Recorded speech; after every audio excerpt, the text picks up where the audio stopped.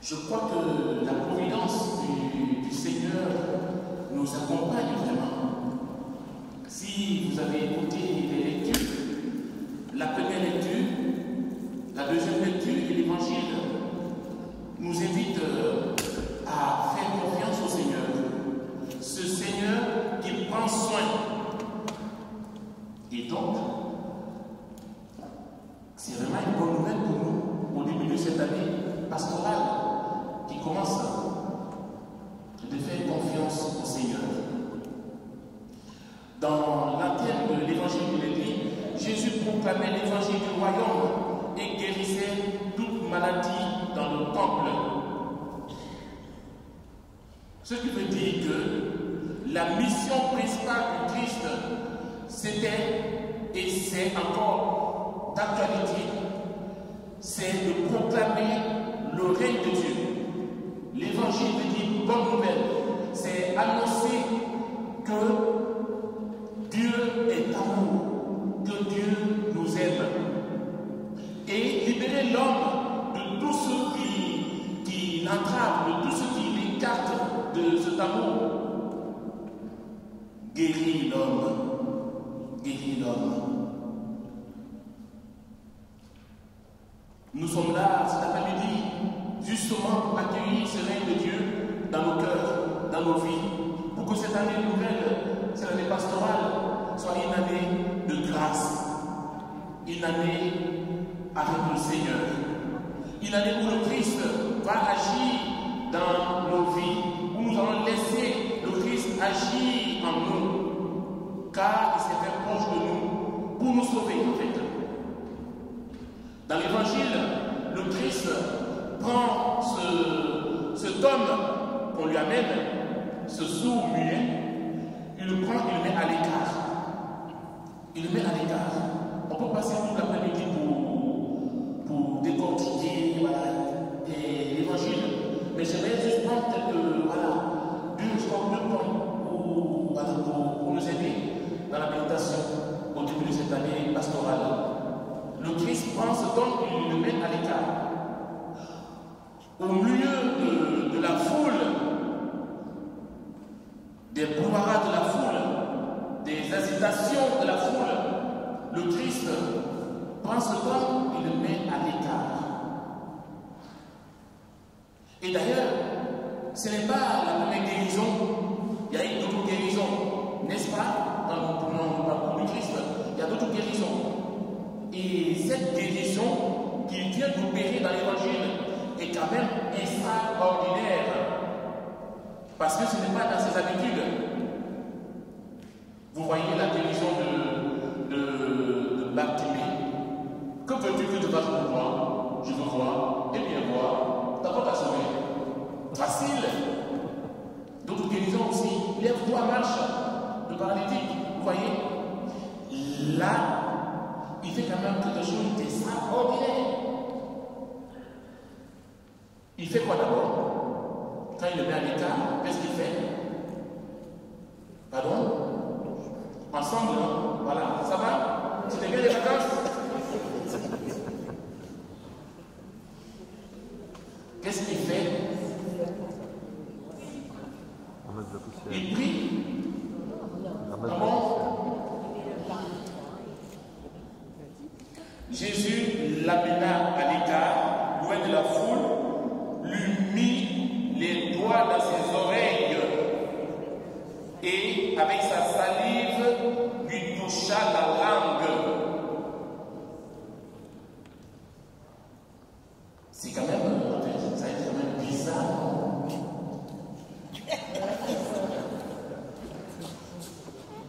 On peut dire, franchement, entre nous, est-ce que le Fils de Dieu a besoin de faire tout ça là? C'est pourquoi je vous disais tout de suite qu'en fait, il a fait des guérisons aussi extraordinaires en disant à la même voix au paralytique, lève-toi, marche. À la même main de Pierre, la matière, c'est ça? Voilà, il penche sur la même main de Pierre, il l'a fait relever et elle est guérie. Mais pourquoi mettre le doigt dans l'oreille, la salive sur la langue? ça nous rappelle quelque chose de très important dans le christianisme en fait. C'est l'incarnation. Dieu, pour nous sauver, c'est incarné. Ça change la donne. On n'a pas un Dieu qui est déconnecté de notre réalité. D'ailleurs, souvent je pense à ceci. Si vous prenez le récit de la création, il est dit quoi dans ce récit? On aime bien, on lit à chaque Pascal, n'est-ce pas?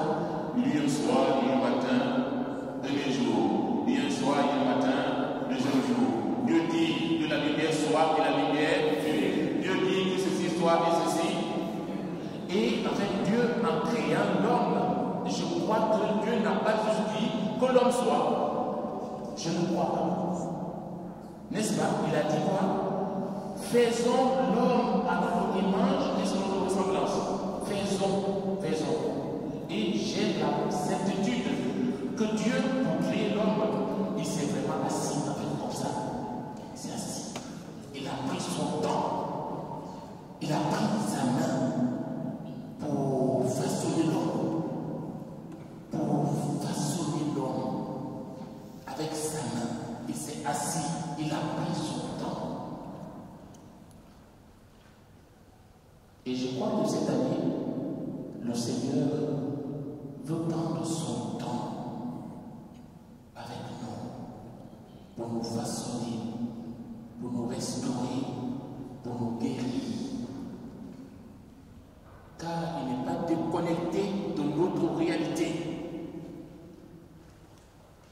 Il n'est pas comme d'autres dieux que nous connaissons qui n'entrent pas en contact avec l'homme, mais qui donnent des ordres.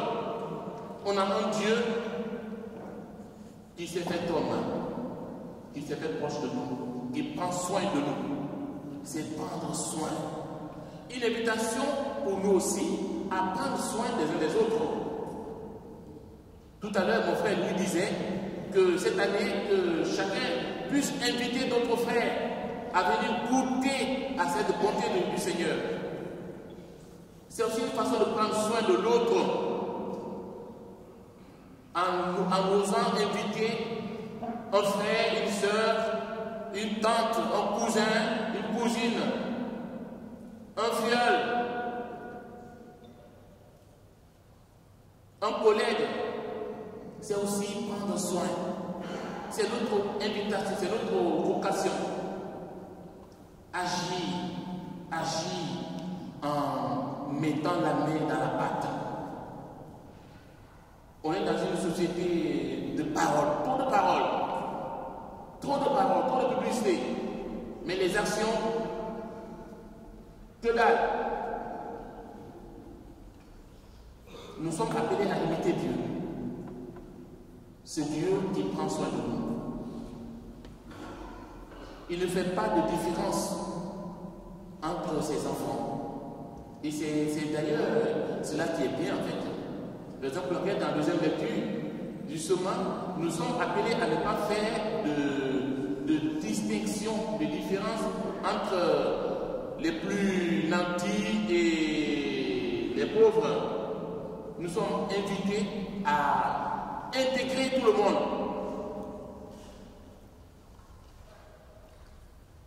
C'est une invitation pour nous aussi, au début de cette année pastorale, à pouvoir nous ouvrir aux nouveaux venus. Quelquefois, nous, en fait, le mal qu'on a au niveau de l'Église, au niveau des chrétiens, au niveau de nos paroisses, c'est que les plus anciens sont souvent des problèmes, en fait, des sacs à problèmes, qui ferment des fois la porte aux nouveaux, en fait.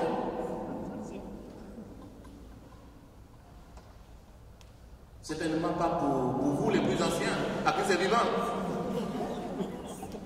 Que cette année soit une année d'ouverture en fait. Que vous soyez des passeurs, des canaux par lesquels Dieu passe pour atteindre, pour rejoindre nos frères et sœurs qui nous rejoignent ceux qui viennent des fois, qui sont invités, qui viennent, qui sont perdus, que vous les anciens, vous allez faire, c'est nouveau, vous les accueillir. Mon frère, comment vas-tu? Ma soeur, comment vas-tu? Voilà. C'est cela en fait, de ne pas faire de distinction entre nos frères et sœurs, comme dit Saint Jacques. Une invitation à ressembler davantage à Dieu.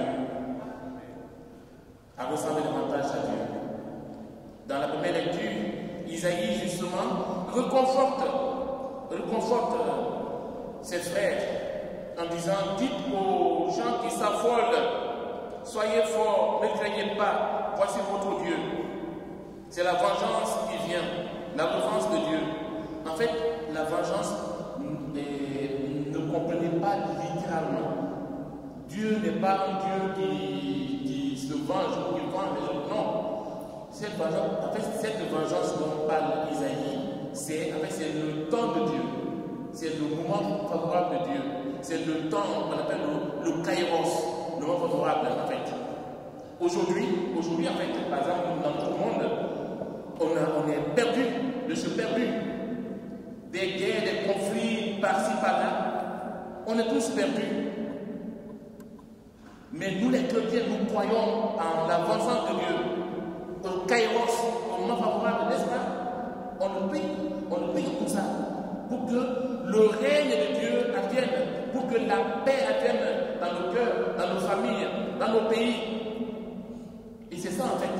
Dieu reprend la main. Parce que, non pas parce qu'il avait abandonné son peuple, non. Justement parce que son peuple l'a abandonné, parce que son peuple s'est détourné de lui. Et Dieu reprend la main. C'est ça la vengeance de Dieu. Il vient lui-même et va vous sauver. Alors se désireront les yeux des aveugles et s'ouvriront les oreilles des sourds. Isaïe avait dit cette prophétie des siècles et des siècles avant que le Christ ne naisse et avant l'acte que le Christ vient de poser en guérissant cet homme sourd et muet. Ce qui veut dire que depuis la création, dans la Genèse que j'ai imité tout à l'heure, jusqu'au Christ, Dieu est toujours à l'œuvre. Et jusqu'à l'instant présent, il est toujours à l'œuvre. Eh bien, c'est à nous d'être attentifs, à nous d'accueillir ce règne de Dieu en nous. En quoi faisant?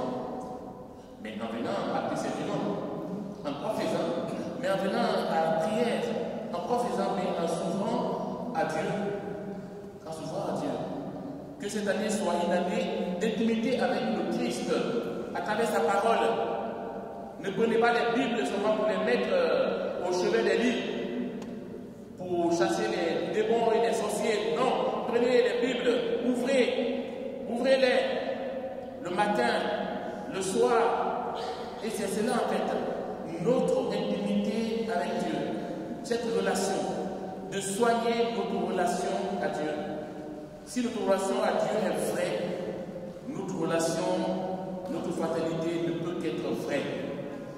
Seigneur, envoie sur nous ton esprit de vérité en ce début d'année pastorale, que ton esprit ouvre nos yeux, que ton esprit ouvre nos oreilles pour que nous puissions t'entendre, t'écouter, que ton esprit ouvre nos oreilles, nos yeux, pour que nous puissions te voir ton règne qui pousse dans notre monde, dans nos cœurs, dans nos familles.